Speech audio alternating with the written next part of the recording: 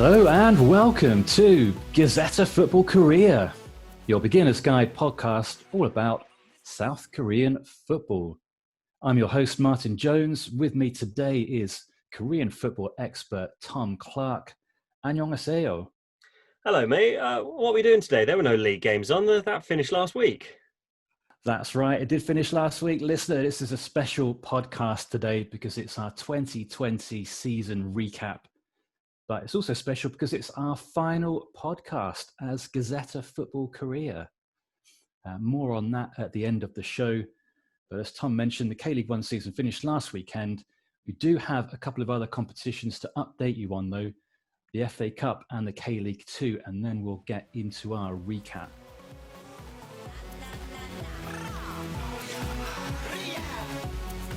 So let's start with the FA Cup final.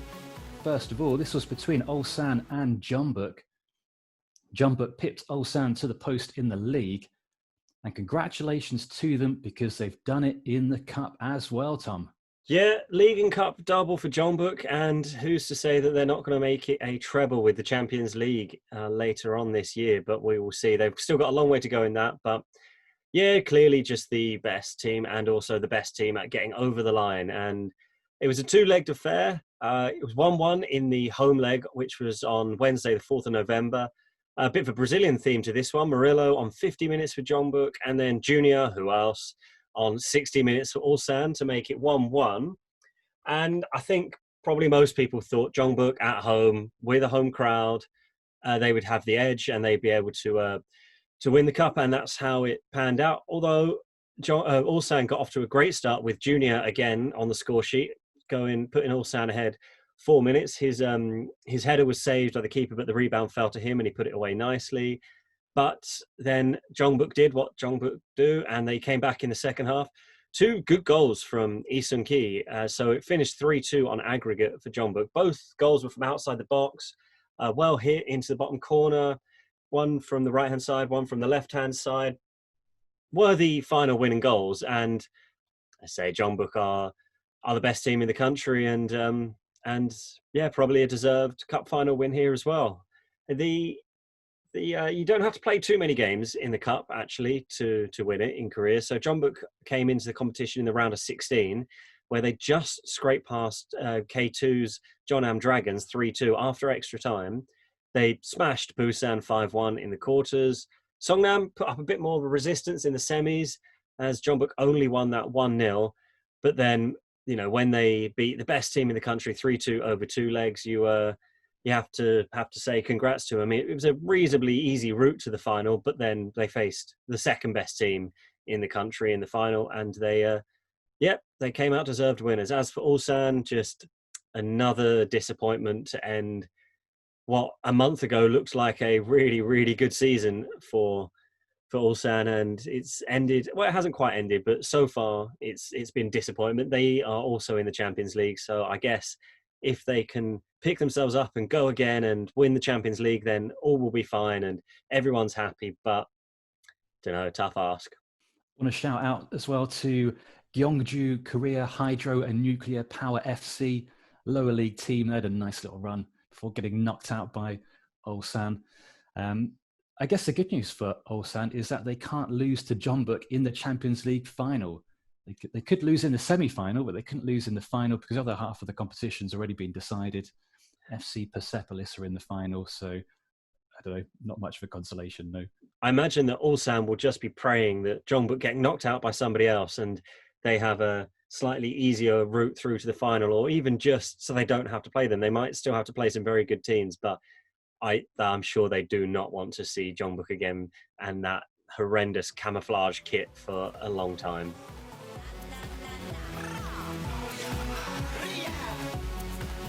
So Martin, we haven't looked at K-League 2 this season at all, mainly just because it's been too much for us to cover with all our K-League 1 stuff, but then also the rest of our lives, we have things going on as well. So we haven't covered the second division, but seeing as there's no K1 preview segment in this pod, we thought we'd have a quick look at what's been going on in K2. And while I was keeping an eye on the FA Cup final, you were keeping an eye on the promotion race there. We know Sangju, Sangmu and Busan are going down. So who is going to be replacing them? Well, we don't know for sure just yet, or at least part of it's been decided, part of it hasn't. Half the league have played all of their matches. A few teams have got one match to play. One team has got two matches to play. First place comes up automatically. What we do know is that Jeju United are coming up as champions.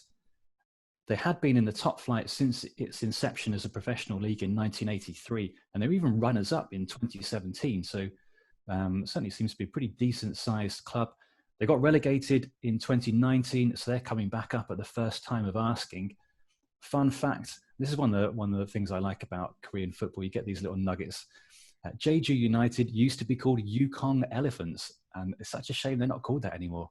Yeah, absolutely. Like why they changed that. And yeah, that's a great name, the Yukon Elephants. And there is actually a team in Jeju, and it's just an amateur team, and it's a mix of foreigners and locals. It's just an amateur team, and I've always loved their name. It's Jeju Ventus. Very good. A nice bit of creativity there. Yeah, thumbs up to them. But in terms of the second team coming up from K2, there's usually a playoff between the teams finishing in second, third, and fourth in K League 2, and then the winner of that plays the team who finished 11th in K League 1. But as Sangju Sangmu are being relegated automatically, there is no final playoff game. It just means the winner of that second, third, fourth playoff will get promoted. Suwon FC, they've guaranteed second place, so they will definitely be in the playoff. Third and fourth place are still up for grabs with 4 teams in the running. It looks like it's been an exciting season down in K2. Those 4 teams are Seoul Eland, Jeonnam Dragons, Gyeongnam FC, and Daejeon Hana Citizen. And I had a look at the schedule. I don't think we'll know the playoff winner until late November, early December-ish.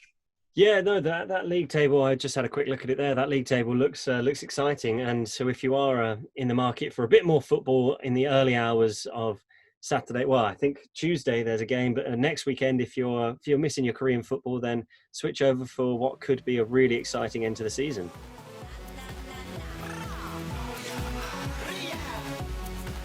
Okay, let's crack on with our 2020 season recap. How are we going to do this? Well, we'll break it down into a couple of parts. We'll take a quick tour through all the teams in the order they finished in the league. We'll then look at some highs and lows, and we'll pick out a couple of players and teams that have caught our eye throughout the season. So K-League 1, we'll start right at the very top. The teams in the league this season, they seem to break down into a few different groups. So we'll go through group by group, but we'll start off first of all, of course, with the champions, Jeonbuk Hyundai Motors. What can you say about Jeonbuk, Tom? They just know how to get over the line in first place, and worthy winners, you've got to say. Yeah, absolutely. I mean, there's not really much more we can say about them. Obviously, we've been talking about Jeonbuk and Ulsan a lot the last few weeks because, well, a few months really, because it was very clear very early on that it was going to be one of these two. So we do speak about them every week, and I really haven't got much more to add other than Jeonbuk are just a very good, efficient team. They're not my favorite team to watch, but absolute massive respect for how they always just, when they need to, they get the wins. And their 3 games against Ulsan just prove the difference. And, you know, if you can beat the team, your nearest title rivals 3 times in a season, you're clearly better than them and you clearly deserve to win. And add in a FA Cup final victory as well. So what's that, 5 games, 4 wins and a draw? Just the best team. Yeah, congratulations to Jeonbuk, the best team in South Korea this season. Let's have a look at the Champions League spots. 4 teams we'll just have a look at here. Ulsan, Pohang, Sangju Sangmu, and Daegu. Okay, Sangju couldn't qualify for the Champions League, but we did have 5 clear teams who are better than the rest of the league. And Ulsan, Tom, I mean, you've got to be so disappointed as an Ulsan fan to finish second in the league and in the cup. And they're going to feel bad about this because it really was in their grasp. Jeonbuk were never running away with it. It was back and forth throughout the whole season. They do have a bit of a reputation for getting pipped at the post, Ulsan, so you've got to feel bad for them, really. Yeah, it's disappointing for them. I mean, they were top of the league for I don't know how many weeks, but for a long time. Once Ulsan overtook Jeonbuk I don't know, maybe 7 or 8 games into the season. They stayed there for, well, until the penultimate week, wasn't it? Until they lost to Jeonbuk. They had the lead. It was in their hands. They have to basically be perfect in every other game. And it was a quite heavy defeat to Pohang, which was their only other defeat this season, if memory serves me. They should have won the league, really. 3 defeats to Jeonbuk plus the FA Cup. It's just too much. I mean, yeah, just turn one of those defeats into a draw. Ah, well, it is. They have to go again next year. I guess Ulsan fans might be used to it after last season. I think this season was not quite as devastating as last year, I guess, but it's still hard one to take for a very good team. I've seen rumours about Jeonbuk coach Jose Moraes and whether he'll stick around. If he does leave, do you think that'll be a good thing for Ulsan or a bad thing for Ulsan? I mean, I know the obvious point is it really depends who they get, but I mean, it shouldn't take much for Ulsan to get to that next level, really. Yeah, I mean, if he wins the Champions League, maybe he'll look and be like, well, what else can I do with this side, and then move on. I don't know. I would imagine for Ulsan it would be a positive. Like you say, it does depend who comes in, but yeah, that's all up there. I can't really answer that, to be honest, because it just depends who takes over from him. But I can't see it being a bad thing for Ulsan, and there's talk of them possibly switching manager as well. Yeah, be an interesting close season. The other 3 teams in that group of 5 were Pohang, Sangju, and Daegu. Not a great deal between those 3 teams, and they're all a little bit off the top. Pohang finished ahead of Sangju and Daegu. Bit of a roller coaster early on for the Steelers. Some highs and some lows. It just felt early on like they'd win a game and they'd lose a game, and they lost very disappointingly to FC Seoul early on. But a really good finish to the season by Pohang. Finished the form team. They were 7 points off second and 10 points off first. They'll look to kick on next year and challenge, and they've got some really nice pieces in that first 11. Do you think they can get up to the next level and be a realistic title challenger? No, no, I don't. They're a really good, fun team to watch for sure. I really enjoy watching the Pohang games. They are just not consistent enough, and you have to. I mean, like we just said with Ulsan, they only lost 4 games. You almost have to be perfect to beat Jeonbuk, and I don't think Pohang have that in them. They drop points, the so-called silly points from time to time, and they'll go on this really, really good run, but then you do just expect them to drop points, and I can't really put my finger on what they would need to do to change that with this squad. Okay, you can bring in a couple of players, but it's a really good team. But I think they need Ulsan and Jeonbuk to drop slightly rather than them just, Pohang could get a bit better, but they need the other 2 to get a little bit worse. So maybe it could be a work in progress in a couple of years. Jeonbuk can't keep up this, this consistency, surely. I don't know, maybe with a change in manager, Ulsan, who knows what this is going to absolutely destroy their confidence. Is Junior going to have the same kind of season he's just had? That's unlikely. Maybe Pohang can go, but yeah, no, sorry to burst your bubble there, but no, I don't think they will win the league next year. It's a long time until the next season starts as well. It's not like in Western leagues where they had a break of, 3-4 weeks, and then they were back again. So any form you do build up just completely disappears. So it'll be bad for Pohang, probably good for Ulsan. Hopefully they can get it all out of their system. The team next in the league were Sangju Sangmu, the army team. Really good season from them. This is one of the things I liked about Korea. There's an army team. What's that all about? Obviously, it's to do with national service, and you've got players at other teams who have to do their national service for a year and a half, and they can't stop playing football. That wouldn't be very good for anybody. So they go and join Sangju Sangmu on loan. Manager Kim Tae-won, surely got to be manager of the year. Oh yeah, he's up there. I mean, it was a really impressive season from Sangju, and especially because you've got to consider the movement of players, the lack of stability season after season. But halfway through the season, they lost 4 or 5 players, and then they get 4 or 5 new guys in. And it's not like they've gone out and scouted these players. They are what they are. You don't go and bring in, okay, we need a big 6'2" centre forward because that's our style of play, or we need a 6'4" centre back to come in and dominate. You can't do that. You get what you're given, and then you have to make the best out of it. And it's such a tough job to do that. There's no season after season stability that I, yeah, like hats off to Kim Tae-wan. Like he does such a good job with that team, and it's a real shame that they're down in K2 next season because they're a good side to follow. Maybe not, there's a lot of 1-0s, but they're still an enjoyable team to watch. I found I'm not sure why I enjoy watching them, because 1-0, 1-0, 1-0 at 7, 8, 9 times this season. That's quite a lot of 1-0s, but I still have enjoyed watching them. Yeah, massive credit to all involved at Sangju. They've got a cracking kit, which is one reason to watch them. That kind of half and half, 2 tones of red, black shorts, red socks is one of my favourites, I think. I wonder if that will be completely different with the change of city, if that means, we'll lose the Persimmon mascots, because that's unique to that area. So we'll probably have some new mascots, new kit, new badge, everything. Be interesting to see what they come up with.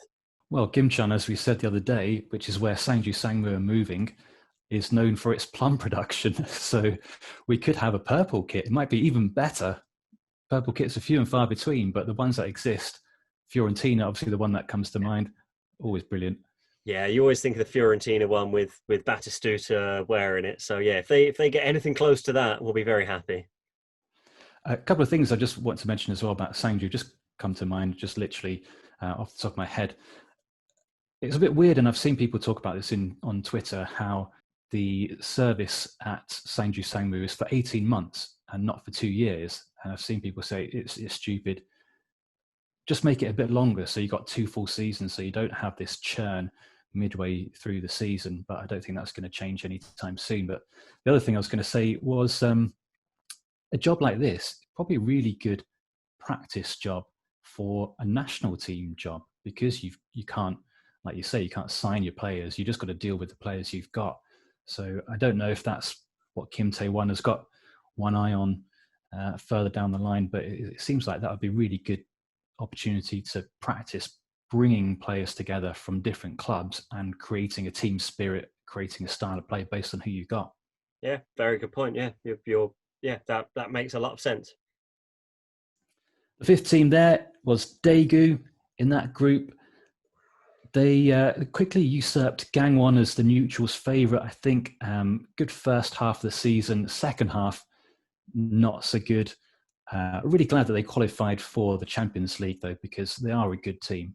Yeah, fun team to watch. Good going forward, mainly because of Cecinio pulling the strings, scoring the goals.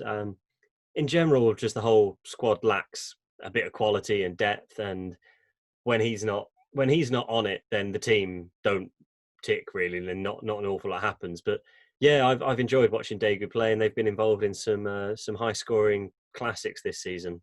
Yeah, they have indeed. I'm sure we'll mention one of them later on. If we had an award for craziest game of the season, I think they would get it. But let's move on to the mid-table teams, Gwangju and Gangwon. I think only 2 teams you could really describe as quote unquote mid-table, and it's these 2 teams. Great season for Gwangju.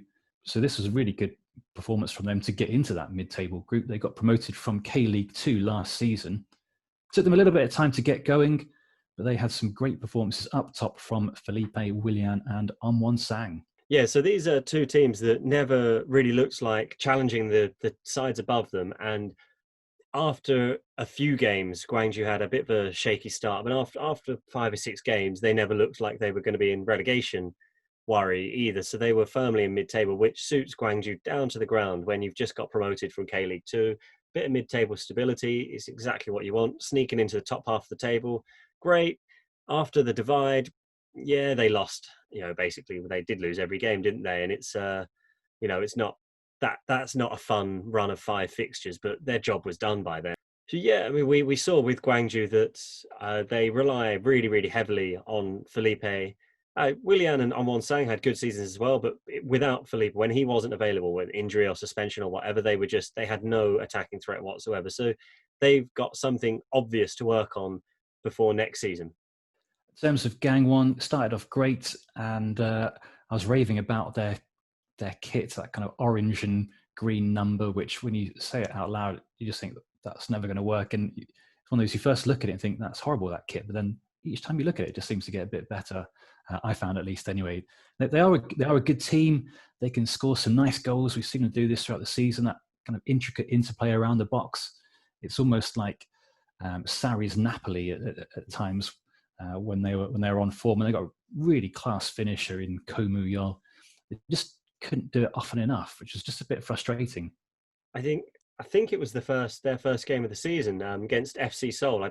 If it wasn't the first, it was the first or second game, and it was just such a lovely counter-attacking move. And then it was like that. The only goal I can think of to compare it to is like that Zola-esque finish where he's at the near post and he flicks it with the inside of his boot between his legs, and that was like Gangwon at their best, which is a shame to say because it was the first game of the season but they were at their best then. But I mean more like that counter-attacking, pressing style, but like get the ball and you were up in the opposition's box within seconds.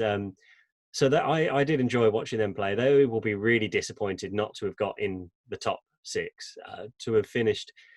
I mean, once it was decided they were in the bottom half of the table, they were always going to be the best of those teams. And it's kind of like similar to Gangwon. Once that divide happened, their season's done. There was no question of them getting relegated. So there's not really anything to play for other than just going out and having a bit of fun and playing football and winning some games. So I think, good team, but disappointing.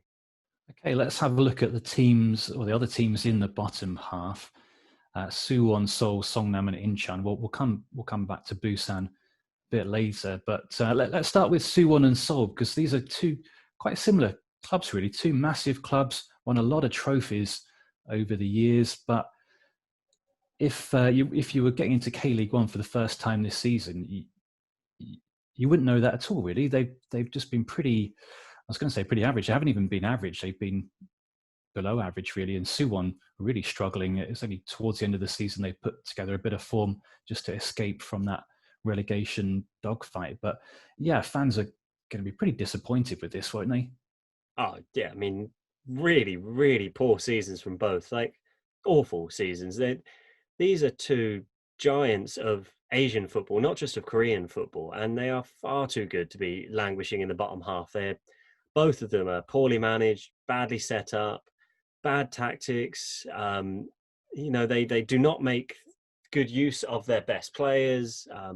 Bad recruitment.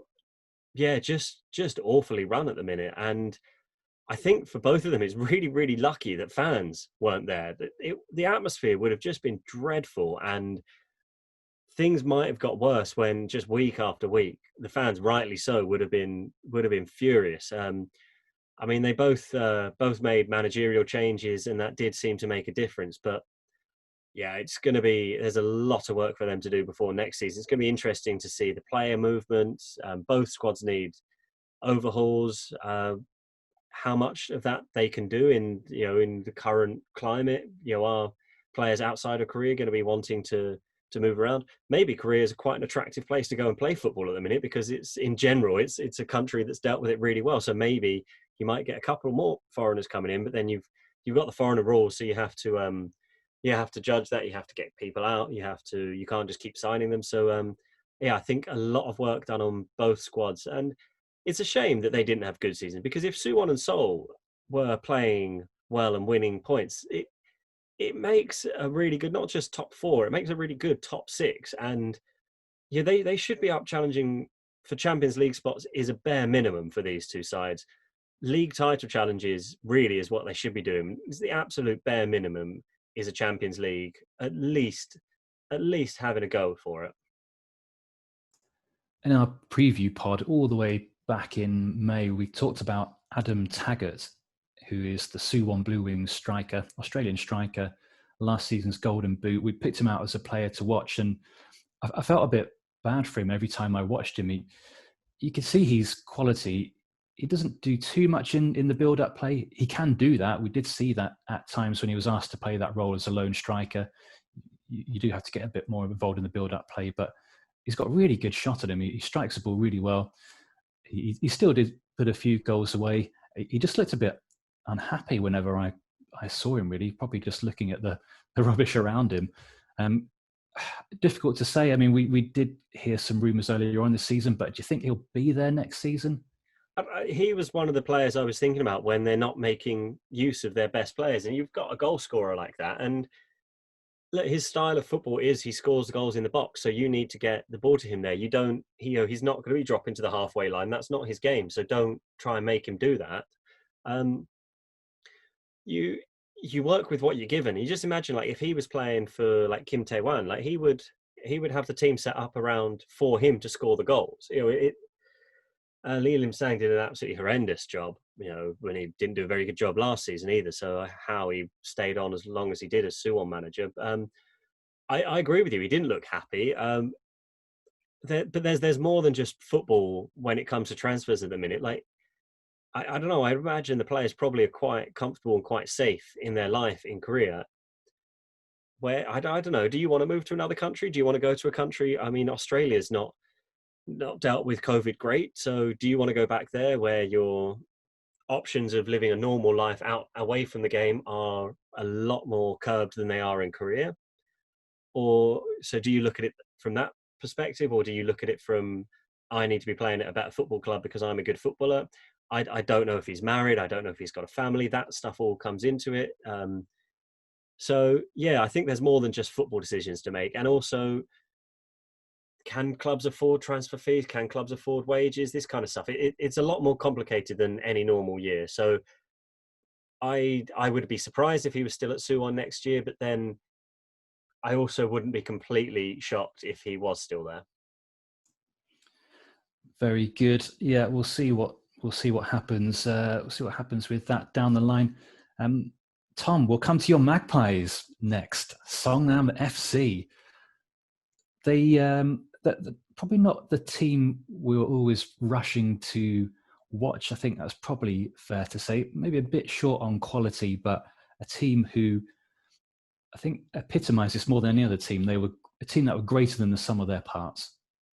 Yeah, I think that pretty much sums it up. I mean, it's going back a few years to when it's quite a few years from when I lived in Songnam.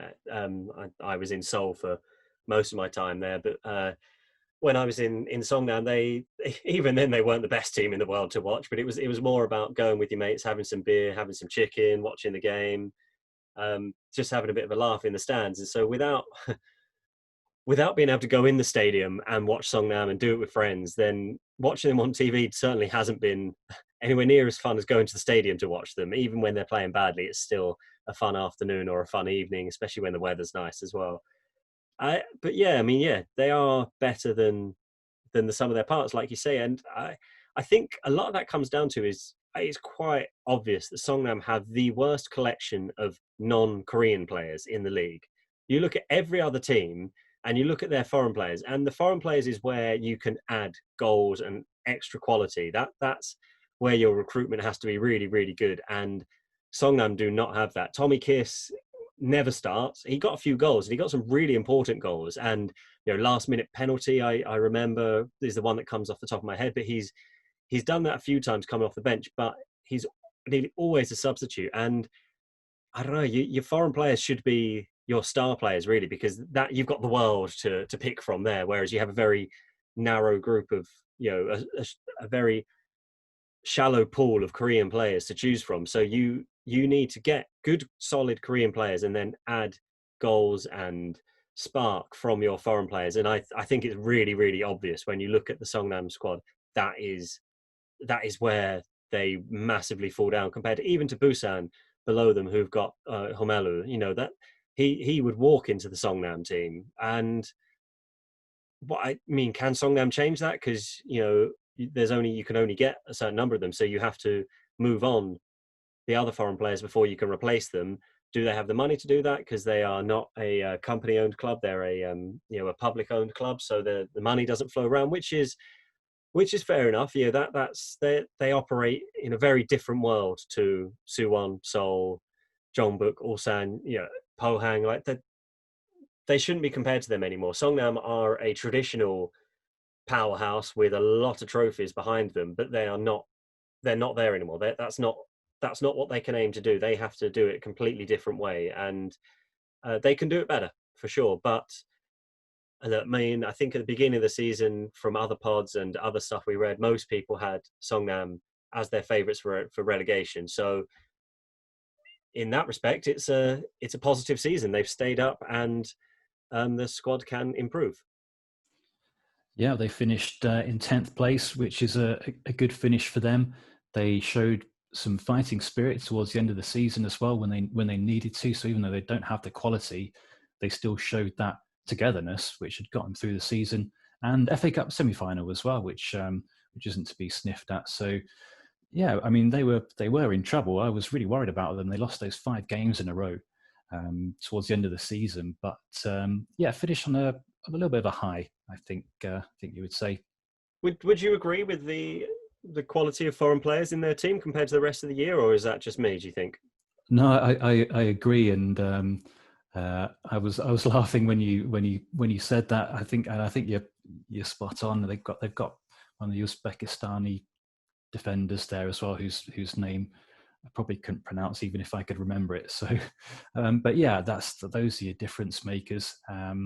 I think Na Sang Ho was really good for them, but I think he's just on loan from FC Tokyo, if I remember correctly. So, would be really surprised if he was there next season because it's like obviously they'd need to renew his loan, and he could probably, well, not probably, he definitely could perform at a better club. So, no, yeah, I think you're spot on, and because as you say, the budget situation is what it is at Songnam. It just means they need to do everything else 10%, 20% smarter than the rest of the league. So, yeah, there's always a chance there'll be 1 or 2 teams worse off than them, like they were this season. So, yeah, you never know. Actually, do you know, I think probably the risk for them is the money being thrown around in K League 2. If you look at some of the teams down there, are very heavily backed. So I think that's what I would be worried about if I were a Songnam fan. Yeah, absolutely. But like you say, if a bear's chasing after you, all you have to be is quicker than your girlfriend. That's brilliant. I have to remember that one. Cool. Okay. Right. Team finishing in 11th. And it's a shame we don't have Yumi here with us for this. She couldn't make it, but it is her team, Incheon United. Got to be the story of the season. What can you say about them? We played 27 games in K League 1 this season, and after 15 games, Incheon had drawn 5 and lost 10. We were wondering, and we were even talking about this on the pod, and I think we were doing it slightly tongue-in-cheek, and we were saying, can they go through a season without winning a game? I mean, it seemed like quite a distinct possibility, but somehow they managed to turn it around, and they got the wins to survive some really good form towards the end of the season. It helps having a proven goal scorer in Stefan Mugshot Mugosa, but still, this was absolutely ridiculous great escape. Yeah, absolutely it is. And what we need to remember is in any normal season, 11th isn't good enough. 11th puts you in the relegation playoff with a K2 team who are in form and have won a load of games. So Incheon's ridiculous great escape I think it's even all the more miraculous in the fact that this season it's come in the year where 11th is good enough to stay up. You didn't even have to just be not bottom. This season all you had to be was just not bottom, whereas before you have to be not in the bottom too. So yeah, I mean, I think even with Incheon's history of great escapes, this is the most miraculous one they've ever had. And I mean, they looked dead and buried 14, 15 games into a 27 game season. I mean, the halfway point, we were giving them no chance other than the fact that they were Incheon. That was like for probably longer, probably 18, 19, 20 games. That was the only thing that not just us, but the other pods, the other websites that cover it, that was the only thing that people came back to. It was like, yeah, but it's Incheon. They always stay up. And that's not logic. That's not a good reason to say they're going to stay up. Oh, I was like, oh, well, they've done it before. So yeah, but have this group of players done it before? Well, yes, they have. But have this group of players done it in this position before? Yeah, like just because a team have stayed up, years running, it doesn't mean that they're always going to be able to do it. So Yeah, I mean, amazing. Amazing indeed. No other way to describe it. The team that they consigned to relegation was, of course, Busan iPark. Frustrating team. They got some quality players there. You mentioned Homulo earlier. They've also got Lee Dong-jun, who's a really good player. Lee Jung-hyuk up front as well. They had a great run at the end of June and the beginning of July, and they had a really nice 4-2 win away at Gangwon. But generally, the sense I always got from Busan, they just weren't positive enough. They just sat back too much. They didn't show enough attacking intent. So it's kind of not surprising, really, that they've ended up where they have. Yeah, absolutely. 3 good players and then a lack of quality everywhere else. From the goalkeeper all the way through the rest of the team, especially the goalkeeper. But yeah, they just not good enough. And those 3 players you can't imagine will still be there next season. They're not going to want to play in the second division. So yeah, I don't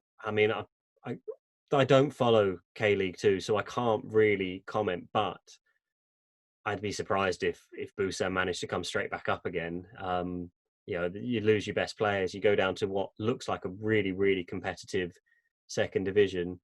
And yeah, they like you say, they never ever really went for games, and that has to come from the management and the way they're coached, the way they're set up, the way they're motivated. It just, that can't be the style of football that they want them to play. Otherwise, they would. You assume, what footballer wants to go out and with 11 men against 11 and try and nick a 1-0 win? I don't know. I don't know. It's hard to explain this lack of desire. I don't know. Desire is not the right word, but just lack of, I don't know, fighting spirit. Is that the word? I don't know. Lack of like grabbing the game by the balls and just going for it. They never did that. I think if Incheon had gone down or if Songnam had gone down, you'd say, okay, fair enough. They do lack a bit of quality. They gave it a go, but they fell short. But Busan, I always just felt there was a bit more there, and quality-wise, they shouldn't really be down there. I think just with those 3 players alone, you've got a decent attacking trio. I think it does come down to mentality, like you say. That the word that came to mind was, you were saying, that was gumption, a lack of gumption. And yeah, not enough impetus going forwards. So yeah, Busan iPark, they go down to K League 2.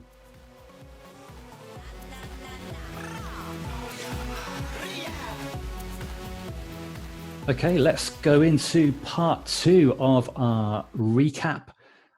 We're going to have a look at a few highs and lows that we've seen throughout the season. We're going to talk about a couple of players and a couple of teams that have caught our eye. And we'll start with the high points of the season, first of all. And 2 words for you, Tom: sex dolls. Yeah, well, this is probably not what the K League wants to be known for around the world, but for a couple of weeks back in May, this is exactly what K League was known for around the world. It was FC Seoul hosting Gwangju. I mean, that kind of stuff doesn't even matter who was playing. It was Seoul's first home game of the season, and there were no fans. And so some clever guy in the club decided what they would do is they would get 30, 40 mannequins, put them in the FC Seoul kit, put some banners saying, Seoul fighting, put them in the stands. And I'm not really sure who they thought they were doing this for. That's not going to motivate the players. TV cameras are going to pick up on them, and maybe people think, have a tiny little laugh. I was like, that's a good idea. That's funny. And then it turned out that they weren't just fashion mannequins, but they were sex dolls. And so either it's an absolute genius who works for the club and he's just a PR whiz, and he got FC Seoul on world news. It was over here on the BBC, it was in the Guardian, it was on Totally Football Show podcasts, it was on news in the States, in Australia. Maybe we are talking about a PR genius rather than a ridiculous cock up. Was that a deliberate pun at the end there? I mean, if it was, it was. Yeah, I mean, that was hilarious, and that was an absolute gift. You start for us. I mean, you start out a new pod and you don't know how it's going to go, and then you get a story like that 2 weeks in. It was brilliant, and then there was fall out from that for a couple of weeks after. So it was definitely a lot of fun. I'm definitely chalking that up as a high point. Like you say, people running K-League probably don't, but there you go. In terms of other things that happened, I mean, Lee Dong-gook, for me, that was great. Rediscovering Lee Dong-gook, if you like. And up until beginning of this season, I just remembered him for that ill-fated spell at Middlesbrough. I know quite a few people from Middlesbrough. I don't know how it just turned out this way. And I used to play five-a-side football with a load of them. And one of them he turned up to five-a-side with a Lee Dong-gook shirt, in fact, actually. And everyone laughed at him. And then as the season went on, they just kept laughing at him even more. And then he stopped wearing it. But it was great to watch that first game. And he scored the winning goal against Suwon in the opening game, which was on BBC. And just to discover he's actually a legend in Korean football. That was brilliant. We talked about it a bit last week, so I won't say much more. But a couple of things I didn't mention, how he is an older guy. He's 41, so he's got a bit more maturity than other players, and he's got kind of a statesman-like quality, I think. And we saw that because he was showing his support for all the kind of health and medical workers when he scored that goal. And he also took a knee in support of the Black Lives Matter movement, which was good to see. Yeah, he's got a platform and he's using it for good. So that was Lee Dong-gook. In terms of things that happened on the pitch, I think without doubt, the biggest high point for me was Incheon. In particular, Incheon coming back against Busan on the penultimate weekend. They were a goal down. They got 2 late goals in quick succession. And then we had those goal line heroics by Mahazi, and it was all in front of the fans, and that was just amazing to see. Yeah, no, I enjoyed that one a lot.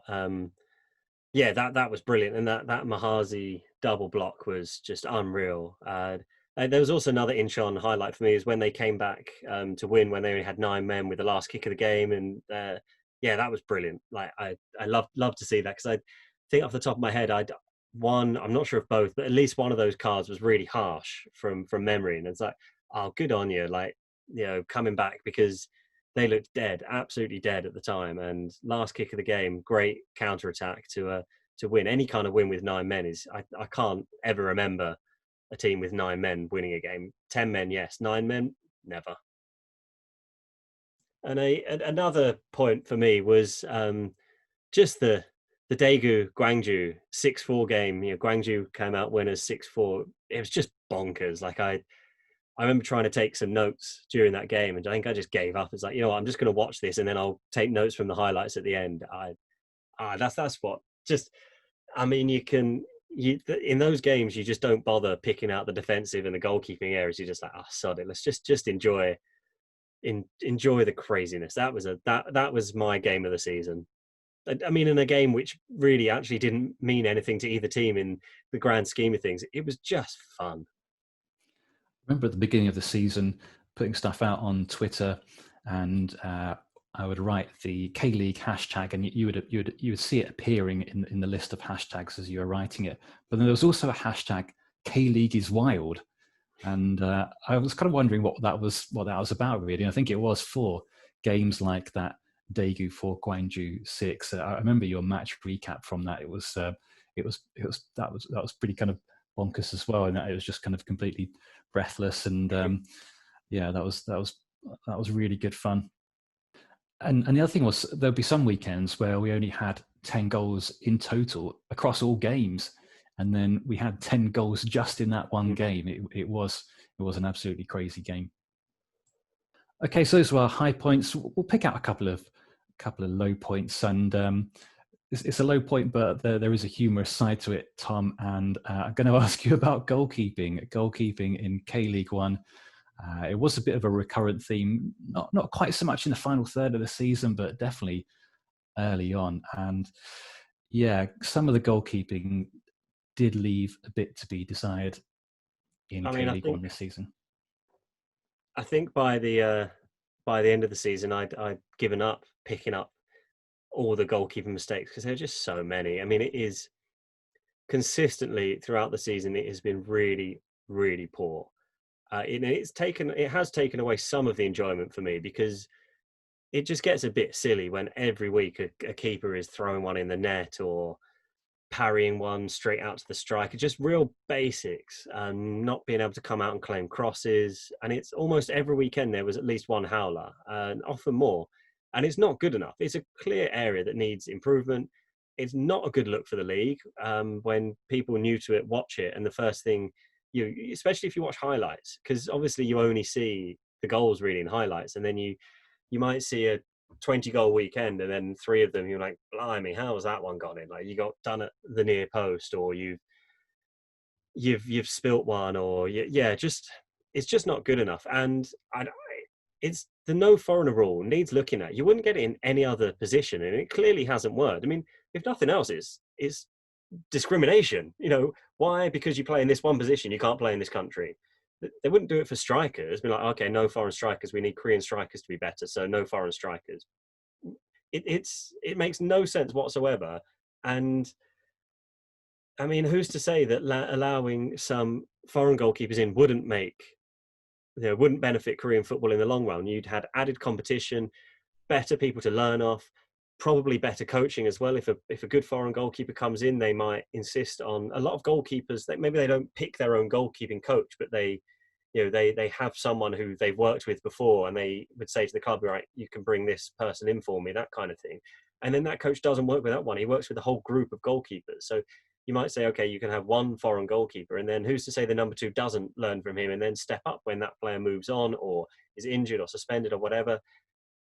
It's quite obviously the weakest point of Korean football for me, of the K-League anyway. You mentioned shots being parried. That's the one I always come back to when I think of goalkeeping errors, and I think that's probably the error we've seen the most, with a shot being saved but just parried back into the danger zone. Somebody running in and just tapping in there. Yeah, absolutely. We'll see how that goes. Definitely something to work on. In terms of one thing I was going to mention in terms of a low point, and I've touched on this, I think I've come back to it 3 or 4 times during the season, but it was Busan against Songnam in game week 9. And it's just such a frustrating game to watch. It's the most frustrating game I watched all season. This is when Busan were coming into a bit of form. They'd drawn with Daegu, they'd beaten Incheon. Songnam went ahead thanks to a lucky own goal, but otherwise Busan were looking good in this game. They were organised. They had 62% possession in the first half. But then Magpies went down to 10 men with a very justifiable red just before half-time. And this is when it started getting a bit crazy for Busan. They responded by bringing on at half-time Park Ho-young. And he's listed as a centre-back. And I don't think it was me who was puzzled. I saw the Busan guys on Twitter a bit surprised by that. So he's listed as a centre-back, and they were playing him up front. And unless he is the second coming of Gary Doherty, it made absolutely no sense. And what also made no sense, just the lack of urgency from Busan in that second half, and it was just driving me mad. You're playing 10-man Songnam, but you're just not going forwards enough. And they did equalise through Homolo in the 69th minute, but the bit that really annoyed me came 10 minutes from time, and it was striker Lee Jung-hyup, and it was a situation where he was running onto a ball over the top, and there was a little bit of contact from the defender. It was so soft, and I went back and rewatched it before this podcast, and it was minimal. It was just a tap on the shoulder, really, and Lee threw himself down to win the free kick and get the man sent off because the guy was already on a yellow, and that's what happened. So Busan got a free kick outside of the box. They're playing against 9 men, but it was so annoying because Busan already had a man advantage, and what they needed was a goal-scoring chance, and that's what Lee had. But it's like he didn't look very confident. And instead of just trying to score a goal, which is what he should have done, because that's what he's there for, it was a clear goal-scoring chance. He just gave up that goal-scoring chance to get a man sent off, and it was bad sportsmanship, but it was also stupid sportsmanship. It was so frustrating. Yeah, I agreed with you at the time, and I still agree with you. Yeah, so that's where they are, why they are where they are, Busan, or at least one of the reasons. A couple of other things. Kim Jin-soo, Jeonbuk left back. I watched him have an absolute brilliant game against Sangju in game week 17, and he got the assist for 2 goals in a 2-1 win. I was really excited about having a defender on the MJ player radar, and then never saw him again because he moved to Al Nassr in the Saudi Pro League. So that was really frustrating. He's clearly an established player. He's 28, I think, career international. So everyone else knows about him, but it's the first time I'd seen about him. And it's like, wow, just discovered this new player. He's really good. And then off he goes. So that was a bit of a low point. Also, of course, do need to mention the sad news about Kim Nam-chun, who took his own life towards the end of the season. And not a player we knew or had spoken about, but it's still sad to cover something like that, and wasn't something I was really expecting to have to talk about. Yeah, and we covered that in detail last week, but yeah, it doesn't make it any less sad. And yeah, obviously, I mean that's the ultimate low point that puts everything else into perspective. Okay, let's have a look at a few players of the season. And what I want to do here, or at least let me start with what I don't want to do. We're not looking to make an award, if you like, and pick out who the player of the season was. But I just wanted to pick out a few players who we've liked watching this season. I've got two I want to mention, and then I'll hear from you who you want to talk about. First one, a bit of a homer. Alexander Palasevich of Pohang Steelers, gifted playmaker. There seems to be a lot of focus on producing energetic, all-action midfielders in Korea, or at least that's what seems to happen. I think the national team is something they've looked at in the past, that kind of profile of player. But I think Palasevich is such a good fit because he's different to that. He's a smooth player. He glides around the pitch, making things happen. And he was Pohang's second top scorer with 14 league goals, which is kind of a bit sneaky, really, because he's not an out-and-out striker, but he does have a good relationship with Ilyichenko up front. And I'm sure almost all of his goals have just been one to the left foot, side-footed into the corner. I think he did get a header at the end of the season, but everything else was side-footed, just placed it. 5 assists, 2, which means he averages 1.08 goal involvements per 90 minutes, which is the best in the team, and quality player. Yeah, we made these lists separately, and he's on my list as well. I mean, I've got three, maybe 4 players, but yeah, he made my list. Somebody I really liked watching. I like that midfielder who comes in late. You know, the Lampard-esque. I know it's a cliche to compare any midfielder who arrives in the box late to Frank Lampard, but he is the one that we still all remember, with lots of goals, all kind of around the edge of the box, just inside the box. Yeah, I really enjoyed watching Palasevich play. I think he's a very, very good footballer. The other player I wanted to mention was Felipe, 6'4" striker for Gwangju. I made a few comparisons with Felipe. First one, I think I likened him to Tyson Fury, the boxer, at one point, because it's just the way he moves. They're both obviously big guys, but both got good footwork, and surprisingly good footwork. Slight physical resemblance, I thought, as well, just facially and hair-wise as well. But another player I likened him to, and this is probably a bit of a better comparison, because it's Andy Carroll. Because Felipe is physical, he's always in the thick of things, he's good in the air, but he does have solid technique, and it's not something you always associate with target men strikers. He's probably more of a complete striker, I would say, than just a pure target man, because he is a good finisher, and he did score some very good goals. He also scored some pretty comical goals where he was just kind of charging through the defence like a wildebeest, and I forget which game it was, but one where he just seemed to be kicking it against the shins of the defenders, and they were just kicking it back at him, and then it just ended up in the other team's goal. But I think if you did a survey amongst defenders in K-League One of who they least like playing against, I think Felipe would be up there. Yeah, he's a big strong boy who makes the most of his size, for sure. Who do you want to pick out here, Tom, as players you like watching? Well, I already said Palasevich, the same as you. I don't need to go back into that again. I really enjoyed watching him play. I mean, my next one is a really, really obvious one, but it's Junior. I love a goal scorer. In my very limited amateur career, I was a striker, and I didn't care how I scored. I scored off my dick before. I've been knocked unconscious charging down a ball from the goalkeeper, and he just smashed it into the side of my head, about 30 yards out on the sideline, and the keeper's more worried about me. It doesn't realise that the ball's dribbled in the net. I don't have any memory of this. I've just been told this story because I was knocked out unconscious with blood trickling from my ear. any goal, any place, anywhere you like. When it's bounced down off the crossbar onto the goal line, and then there's players around you, all you can do is just shove your hips in, and it hits something and it goes in. I'll take it any day of the week. And Junior is like that. He's just a goal scorer. Okay, he's a lot better than I am, and he scores. He means all of his goals, and he strikes the ball well, and he can head, and he's got a good right foot. He's got a good left foot.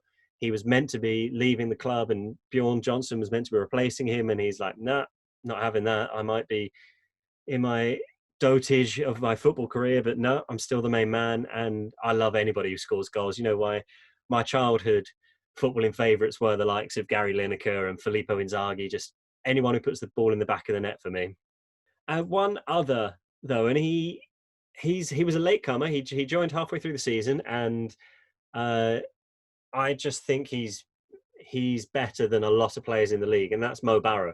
And maybe I'm not sure how long his contract is at John Book. Sure they would love him to be there for quite a while. I like his directness. I like his pace.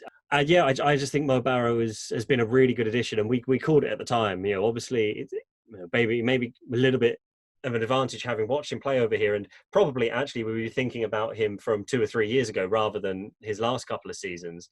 But a really, really good footballer, and like a clever footballer as well. You see the runs he makes, and even just little things like when he's charging down, you know, the goalkeeper and the defender. He did it a couple of weekends ago, and it was just it was just desire that not every player has, and he has. He's not. It doesn't look like he's come to Korea for a nice pay packet. He's come to Korea because he wants to win things, and I enjoy watching him play. Yeah, lovely left foot as well. We've seen him whipping a couple of brilliant crosses, and it's you don't see it very often. That just old-fashioned, if you like, traditional wing play. Get the ball, either beat the man with pace or with trickery, and then put in an excellent ball into the box.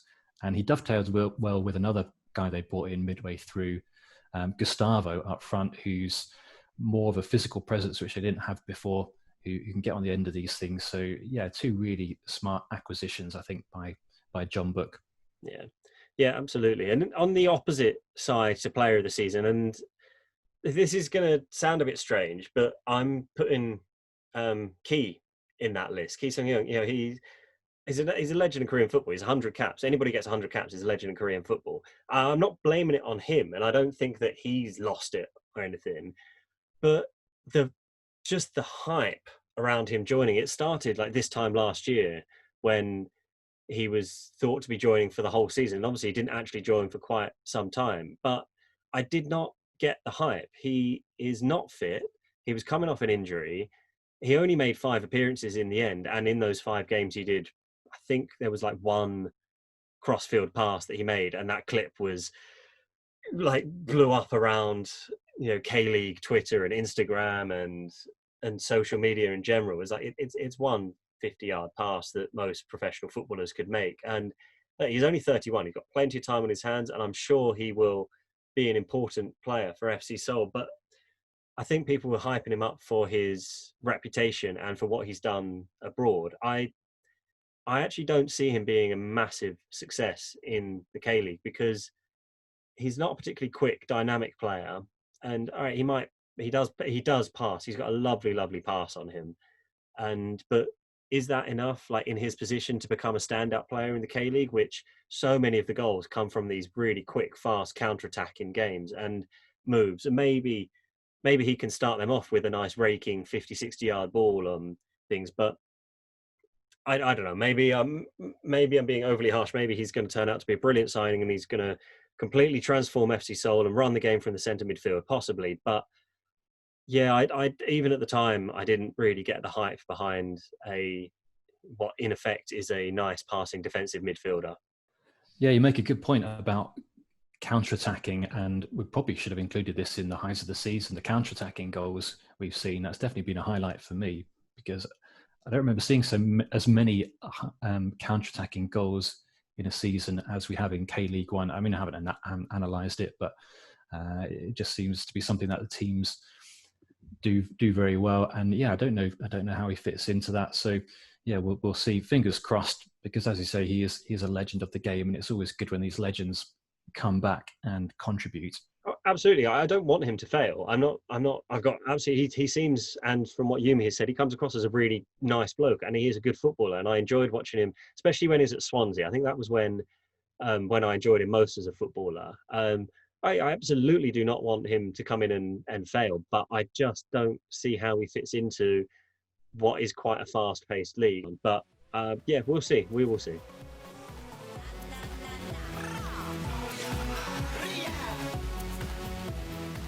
Let's have a look at teams of the season, and it's just teams that have caught our eye for one reason or another, or put it this way: if you've got a club, is there a club, Tom, that you've found yourself supporting more and more as the season's gone on? Incheon. At the beginning of the season, it was like we will back anybody who's playing Incheon.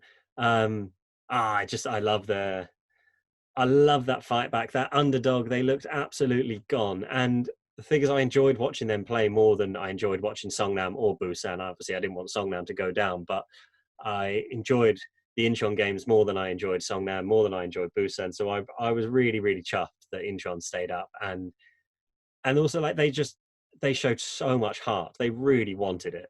They really, really wanted it. You know, I've already talked about it before, but when you have 9 men and you come back and win a game, that shows some balls. And Mahazi's couple of blocks. Mahazi, so he probably played the same number of games as Key. He spent most of the season injured, and yeah, Mahazi's made a hell of a difference just in that one game, that one action. Yeah, I've really enjoyed Incheon, and the other team that I've enjoyed watching a lot is the Steelers. Pohang, they're top scorers, and on their day they play some really, really nice football. And I like Ilyichenko and Palisevich, the way they link up together. How about you? Well, I didn't have a team coming into the season, and we went through the process in one of the early pods, and I picked Pohang Steelers, and it couldn't have gone much better, really, to be honest, because you don't want to pick Jeonbuk because they're just this juggernaut. But Pohang have been a really fun team to watch this season. Some really good games, mostly against Sangju, where they score 4 goals. Some close games. I think one of them they won 4-3 with the late goal. But isn't Pohang I want to talk about? The team I want to talk about is Gwangju. I want to come back to the Gwangju guys because I just didn't like them at all in the beginning. They were just stinking the place out. Rubbish team, rubbish kits. I think that was my assessment after 3 weeks. They lost their first 3 games, but then they drew against Ulsan. That was a creditable result. And then they won 3 games in a row. And I think they kind of realized that they can mix it at this level. But then they went and lost 4 games in a row after that. So they did level out after that and did get quite a few draws. But that front 3 we mentioned of Felipe, Willian and Onwan Sang started clicking. Really nice balance between the 3 of them. And they looked like a good team. They just seemed to get better and better. They were involved in some really good games and they just gave it a go. They got creditable draws against Gangwon, Pohang, Jeonbuk, which was 3-3. And they drew with Ulsan twice. They played Daegu 3 times and the aggregate score was 9-8 to Daegu. So it's like they decided if they were going down, they were going to go down swinging. And in the end, they weren't anywhere near to going down. So well done to them. And also like how they rewarded themselves by just taking the last 5 games off. It's like, we're not going to turn up. We're done. We're in 6th place trophy. Haven't mentioned that for a while. We're safe. So well done to Gwangju. They're definitely my second favourite team this season. Okay, so just to finish off this section, we made a few shouts throughout the season, given a few hot takes, some good, some bad. I think most of yours were good, I think, from memory. I had a couple which weren't, so I just wanted to hit you with a couple of my bad takes, and then you can tell me if they weren't so bad or not. So mentioned one already, Gwangju are rubbish. That was a bad take at the beginning of the season. And Busan iPark are okay, which turned out to be quite a bad take. Yeah, got those wrong. Yeah, Busan, they were a team we kind of disagreed. It was obviously a mild disagreement because I don't think either of us were really too bothered about what Busan were doing. But I think I'd watched a few of them in that good run, and I think you must have watched them when they were pretty rubbish. So yeah, I think you maintained from the beginning that they were a rubbish team, and that proved correct. Yeah, I was never been a fan of Busan this season, that's for sure. And a couple of bad takes on players. Pohang's Manuel Palacios, at the beginning, I really couldn't see what he brought to the team. He just looked slow, and I think he had this reputation of being a fast player. And I can't remember if it was Brandon O'Neill who said it in the interview early on, or if somebody else we picked up from elsewhere. But he's got the nickname of the Cheetah, and to me, he looked like So Brandon came up with that, and but to me, he looked like an old player who used to be quick but isn't anymore. But he's not. He's only in his mid-20s. But yeah, it turns out he wasn't rubbish. He was new to the team. He's a new signing. He was short of fitness. I think he'd had an injury as well, and we were coming off a lockdown, so it's remarkable if anyone performed in that early spell. But he's proved to be a really important player for Pohang, and able to move him around, play him on the left or on the right. They played him in that number 10 position. He's even popped up front in a couple of games. So he's not going to blow teams away, but he's not in the same class as Palasevic and Ilyuchenko, but he's turned out to be a really useful player for them. Yeah, absolutely. I wasn't too keen on him at the start of the season as well. One of my dodgy descriptions, my dodgy comparisons, I think I described Yang Dong-hyun as the Korean Teddy Sheringham during the season. So I suppose Teddy Sheringham isn't really scoring any goals at the moment, so maybe it's a good comparison. But my best take, and the one I'm most pleased with, Song Min Kyu, Pohang attacker. I said early on, he looks like a good player. He gets into great positions, but just needs to be a bit more clinical with his finishing. And 10 goals later, breakout season by Song, I feel somewhat vindicated.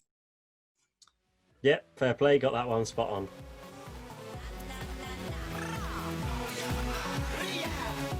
There we go. That is our 2020 season recap done and dusted. Hope you've enjoyed the season, listener. As I mentioned at the top of the show, this is our final podcast. It was an idea that came about a year ago, but it was only ever really likely to be a one-season thing. So it's unlikely as it stands we'll be podding next year, but you never know. It's a lot of work, so respect to all the amateur podcasters out there, and shout out to the K-League United podcast guys. From what I gather, they all have full-time jobs, but still make time to put out a lot of great content on their website and in their podcast. So well done to Ryan Walters and the gang, doing a really good job over there. And if you want more K-League pod action, head over to those guys and check them out. Yeah, absolutely. Couldn't recommend them highly enough. So actually, just a quick question for you, Martin. Like, you are completely new to Korean football and completely new to podcasting. So how have you found the last 6-7 months? It's been a lot of fun. It really has, and I've really enjoyed this discussion as well. Just to go back through the things we've watched, and really got into the K-League. It's great. It's 12 teams, so it's not too many teams to get to grips with. Time zones work perfectly for most of the season, at least. I don't know about some of these 5 a.m. starts just recently, but it was great when we could watch the games on Kakao TV with the Korean commentary, because the commentary's been fun. So your ears start getting attuned to it, and you hear all the English words sprinkled in there as well. And we spoke to a couple of players, we spoke to a commentator. They were really accessible and open, which was good. And I've loved the Korean twist on things as well. And that's what I really wanted to get into. So in the same way that James Richardson and Channel 4 brought what was at the time exotic football to our screens in the 90s with the Gazzetta Football Italia, I want to do something similar, and I think we've done that. And it's been hard work at times. That's no bad thing. 28 podcasts since early May. I think 2 weekends we've had off in that time. 162 games we've covered, and I think between us we have watched, I would say, about 75% of the games live, if not more, to be honest. But yeah, definitely been great fun, and definitely been worth doing. I just want to mention a few people as well who've been great along the way when we've been getting into this. Australia-based English commentator Simon Hill, Pohang midfielder Brandon O'Neill, and Ulsan striker Bjorn Jonsson. Thank you very much to you guys for joining us for the interviews. We're just a couple of amateurs doing this in our bedroom, so to speak, which is a sentence I could... sorry. Wow, Martin. Yeah, doing it via Zoom as well, 2020. But yeah, that was a sensible point, which I've derailed with smut. But thank you very much to Simon, Brandon, and Bjorn for doing the interviews and giving up time for that. Just in terms of general Twitter chat and fun, there's a few people I want to mention.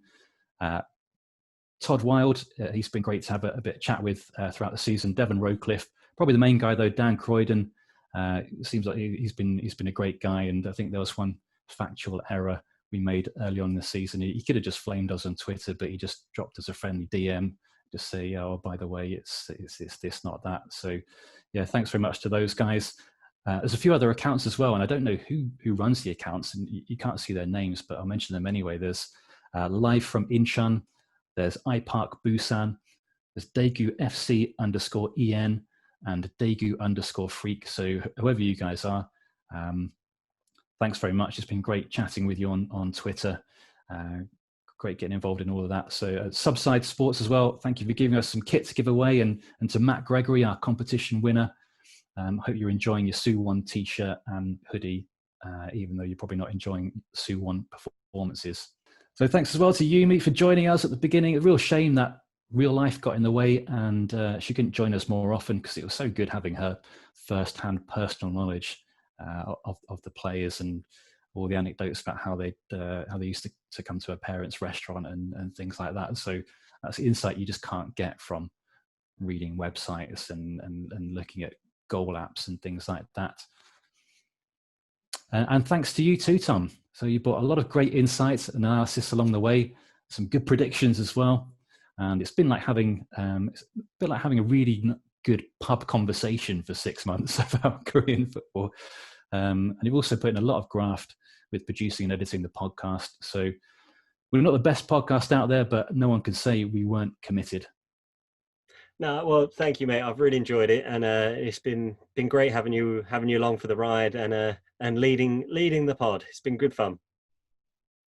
And of course, there's no point doing a podcast without listeners. So thank you very much to everyone who's listened to our podcast over the season, whether it was just one podcast or whether it was all 28. Thanks very much. It's been great fun. From me, Tom, and Yumi, this is Gazzetta Football Korea, over and out.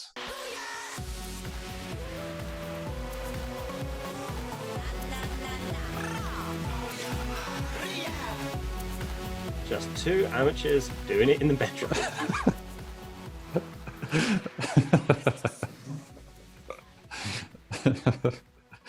One for the bloopers.